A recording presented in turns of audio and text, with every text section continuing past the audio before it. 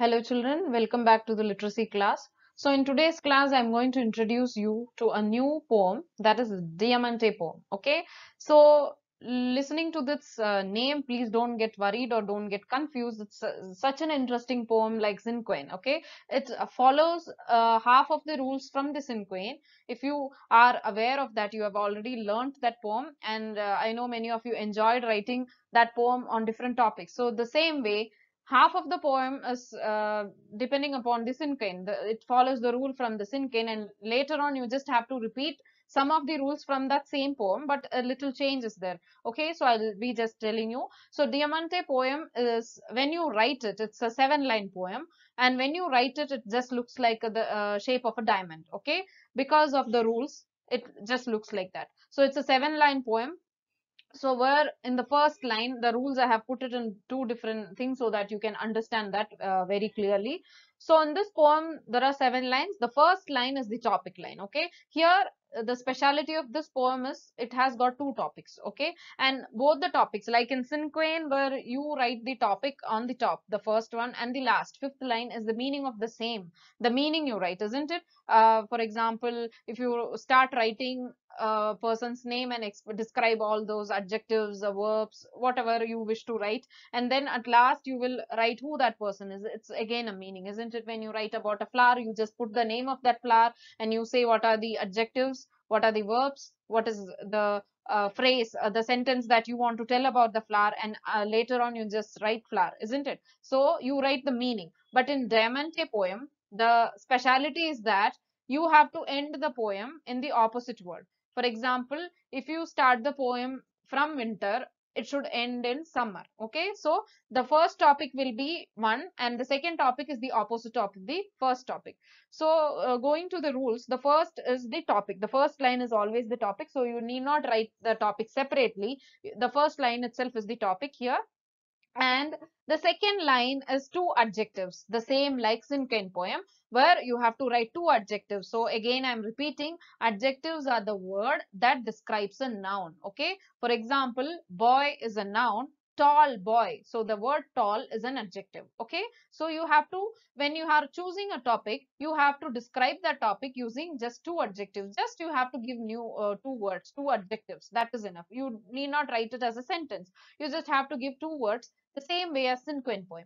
The third line in the Diamante poem is ing word. Ing word in the sense that is a verb, action word. What does that topic do? Okay, so three words that is done by that topic, verb. Okay, and the fourth line is four nouns again. Okay, here there is a small twist.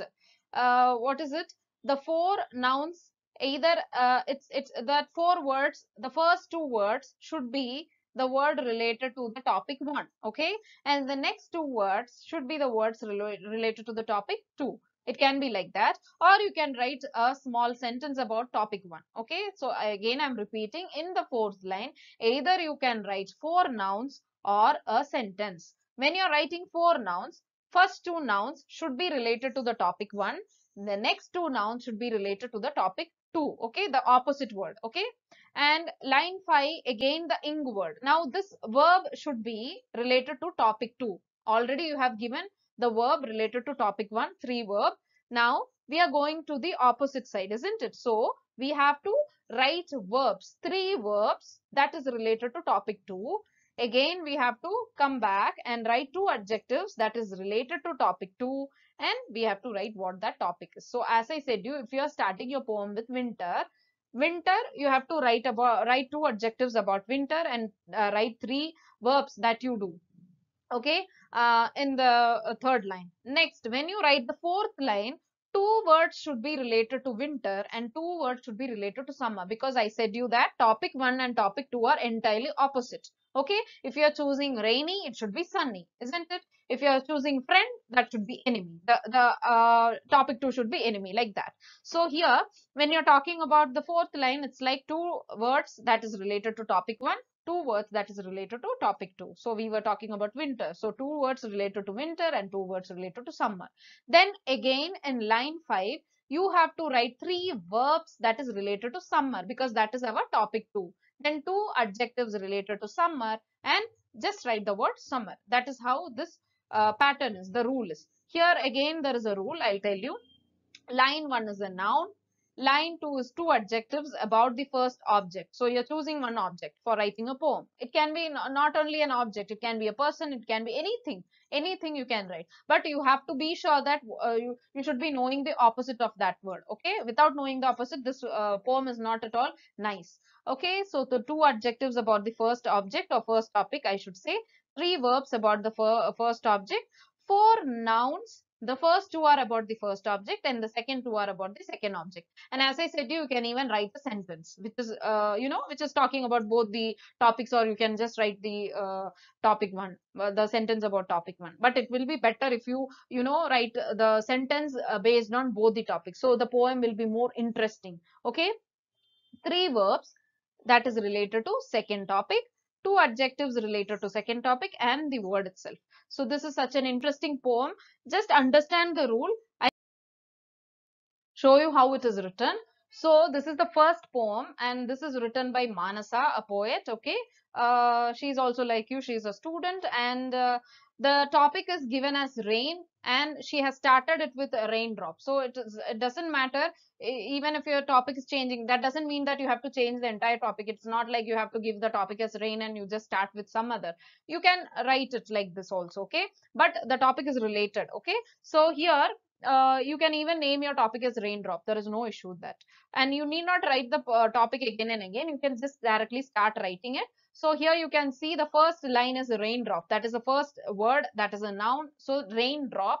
The adjectives that describe raindrop is wet and plump. Of course, it will be very wet and very plumpy when we go out, step out of our house during rainy time. Now we are experiencing it. That isn't it? Next is slipping, sliding, splashing. All these activities can be done when it is raining. So we get slipped, we do slide, we just splash water, all that we do.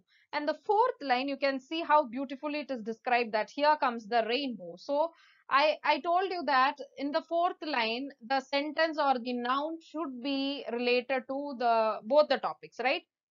Here the poet has described that very beautifully. Here comes the rainbow. So when do we see the rainbow? Only when there is rain as well as there is sun rays.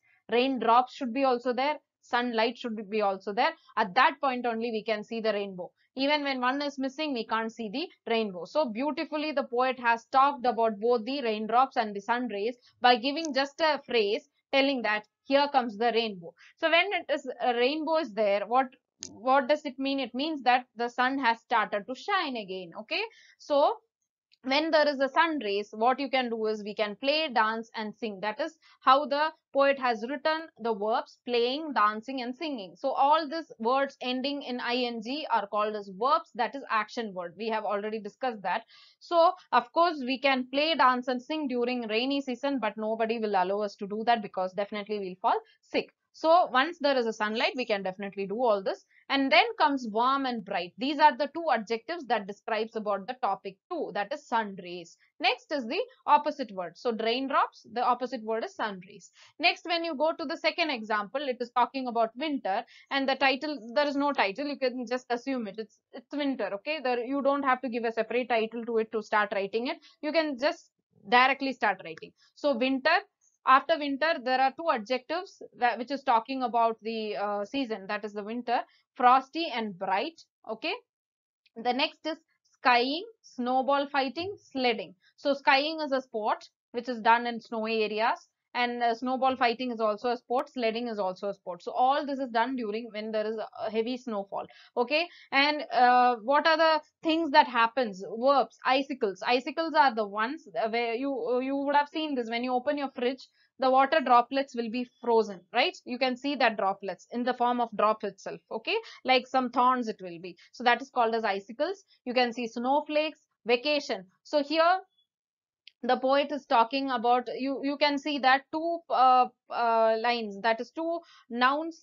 He is talking is about winter, and the two nouns that is talking about the summer, because the opposite line. So you can see that Icicles and snowflakes are related to winter. Vacation and family is related to summer. We always travel during, mostly we travel during the summer. Instead of, we just try to avoid winter vacation from traveling, because most of them get sick at that time. But there are people who just love to travel during winter. That's not a problem. But these two words refer to the summer. Okay, vacation and family. Then comes swimming, sun tanning, sweltering. So swimming, you go for swimming during summer. Sun tanning, when you sit a lot in the sunlight, you just, your skin just tans, your skin color changes a little bit of darken. It just gets darkened. Okay, of course you would have experienced that in our sports practice, when you know, when we practice a lot of sports, at that time we get tanned skin. Then sweltering means a lot of heat. Okay, and hot, sunny. So during summer it's very hot, it's very sunny, and the opposite word of winter is summer. So this is how you can start and end the poem. So in the first line it is the noun, second line it is the adjective about the first topic, and the third line you can give all the verbs that is done, that is all the actions that is done. So actions is during winter, whatever action that we do, it's mostly a sport act, isn't it? So sport is done there. And in the fourth line, the author, the poet, writes two words that is related to first topic and the two words that is related to the second topic. And again you have to write three verbs related to second topic and two adjectives related to second topic, and then the word itself.